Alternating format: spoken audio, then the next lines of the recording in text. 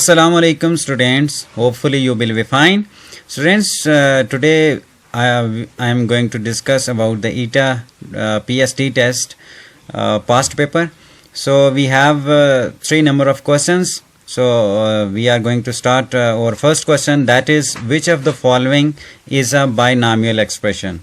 So we have four options. Option A is 15, option B is x plus y plus 1, and option C is x square plus y square, and option D is x square y square. So student, आपने इसमें जो correct option है वो आपने choose करना है. So first of all हमें ये पता होना चाहिए कि expression क्या होता है. It's may be कि ये binomial expression इस question में अगर दिया गया है तो हमें next जो paper है उसमें वो trinomial दे या उसमें polynomial के बारे में discussion करें. So first of all हम discuss कर लेते हैं कि बाइनॉमियल क्या है, देन हम इस क्वेश्चन को सॉल्व करने की कोशिश करेंगे. सो हमारे पास अगर देखें तो हमारे पास बाइनॉमियल होता है. Binomial expression contains two terms join by either addition और सब्ट्रैक्शन साइन. इसमें हमारे पास अगर दो टर्म होंगी, let's suppose student please keep in mind कि जब भी दो टर्म होंगी तो इट्स मीन के दो टर्म के दरमियान कोई ना कोई साइन होगा, या एडिशन का होगा या सब्ट्रैक्शन का होगा, मल्टीप्लिकेशन का नहीं. क्योंकि मल्टीप्लिकेशन जब दो जो हैं x या y के दरमियान मल्टीप्लाई का साइन होगा तो हम उसे दो टर्म नहीं कहेंगे. जब मल्टीप्लाई हो जाएगा वो हमारे पास टर्म एक आ जाएगी. ठीक है. सो डिफरेंट वेरिएबल होने चाहिए हमारे पास, और उनके साइन जो है मिडल में साइन जो है प्लस या माइनस का होगा, तो देन हम उन्हें कहेंगे binomial expression. So please keep in mind पे हमें बाइनॉमियल एक्सप्रेशन का पता होना चाहिए. सेकंड वन हम देखते हैं कि टाइप्स क्या हैं एक्सप्रेशन की. फर्स्ट टाइप है मोनोमियल एक्सप्रेशन. सो इसमें हमारे पास जस्ट वन टर्म होती है. सो एग्जांपल आपको गिवन है. So that is x y z. So it's one term. ठीक है. एक्स स्क्वायर, ये भी हमारे पास एक ही टर्म है. ठीक है. सो जो सेकंड है हमारे पास वो है बाइनॉमियल एक्सप्रेशन. बाइनॉमियल एक्सप्रेशन में हम पिछली स्लाइड में लर्न कर चुके हैं कि इसमें हमारे पास जो है एग्जैक्टली टू टर्म होती हैं. ठीक है. So X square plus Y square, it's mean कि हमारे पास ये दो टर्म है. कैसे कि X square it's separate variable है, प्लस हमने यूज कर दिया साइन, और वाई स्क्वायर सेपरेट वेरिएबल है. ठीक है. एज इट इज एक्स हमारे पास सेपरेट वेरिएबल है प्लस वाई. सो कोई भी दो वेरिएबल हों उनके दरमियान में साइन प्लस या माइनस का आ जाए, हम उन्हें कहेंगे ये बाइनॉमियल एक्सप्रेशन है. ठीक है. सो अब देखते हैं ट्राइनॉमियल एक्सप्रेशन. सो ट्राइनॉमियल एक्सप्रेशन वो एक्सप्रेशन होती है जिसमें तीन टर्म्स होनी चाहिए. ठीक है.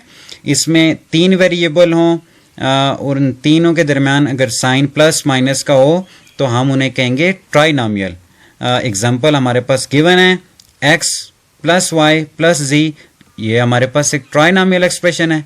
X square plus Y square plus Z square और जी, ये हमारे पास भी ट्राइनॉमियल एक्सप्रेशन है. सो 2x plus 4y plus 6z हमारे पास ये भी एक ट्राइनॉमियल एक्सप्रेशन है.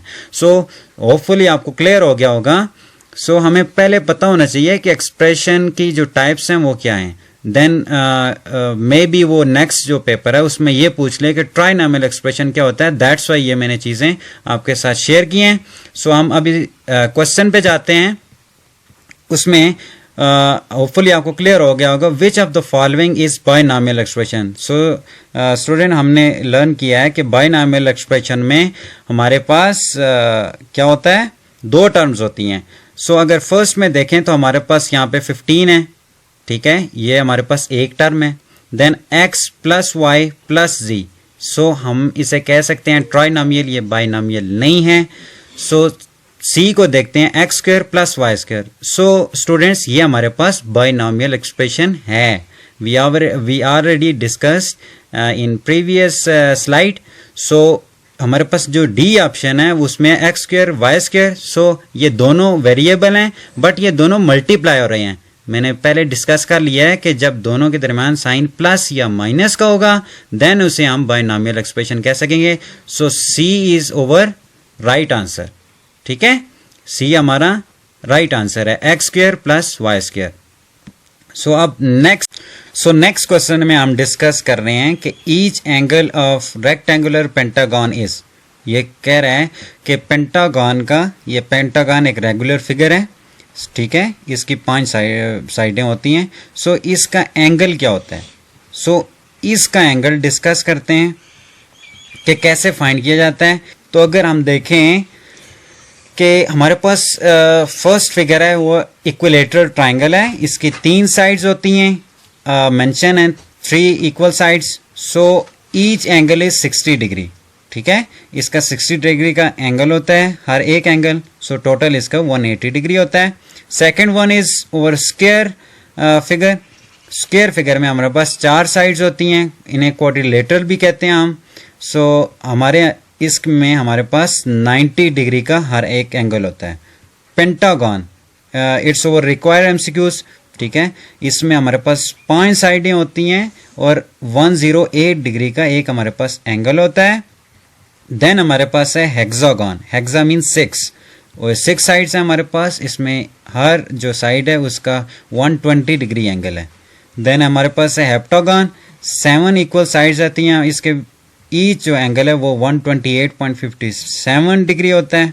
देन हमारे पास ऑक्टागन, इसमें 8 साइड होती हैं और हर साइड का एंगल जो है 135 डिग्री होता है, ठीक है। होपफुली आपको इससे क्लियर होगा। ये मैंने आपके साथ तब शेयर किए हैं कि अगर हमारे पास इसने पेंटागन के बारे में क्वेश्चन किया है तो नेक्स्ट पेपर में मे बी वो हेक्सागन, हेप्टा, ऑक्टा और स्क्वायर शेप के बारे में क्वेश्चन कर सकता है, ठीक है। तो हम अब देखते हैं कि एंगल फाइंड कैसे करते हैं। सो हमारे पास ये क्वेश्चन है, इसमें हमारे एक होता है हमारे पास एक्सटीरियर एंगल। अगर पूछा जाए कि एक्सटीरियर एंगल किसी फिगर का क्या है तो उसमें हम जस्ट लिख देते हैं कि 360 degree divided by number of sides, ठीक है।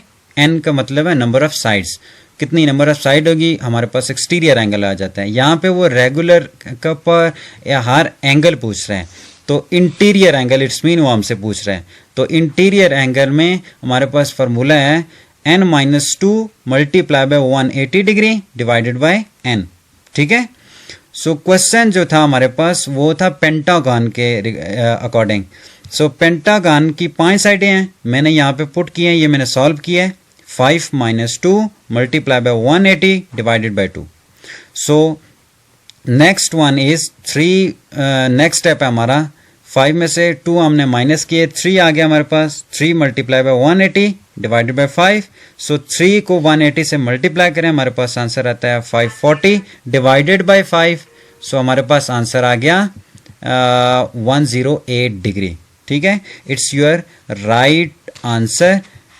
सो हमें पता चल गया है कि हमारे पास जो ऑप्शन सी है इट्स अ राइट ऑप्शन, ठीक है।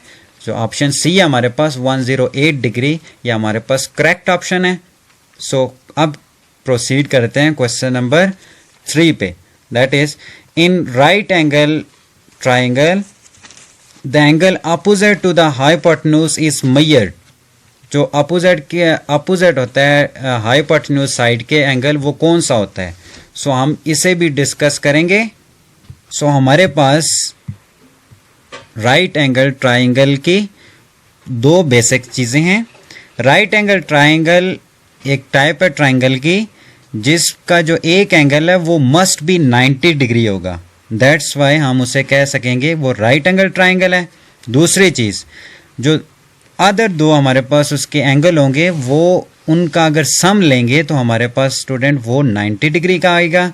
इसलिए जो हमारे पास ये फिगर है इसका कंप्लीट जो एंगल होता है वो 180 डिग्री का होता है।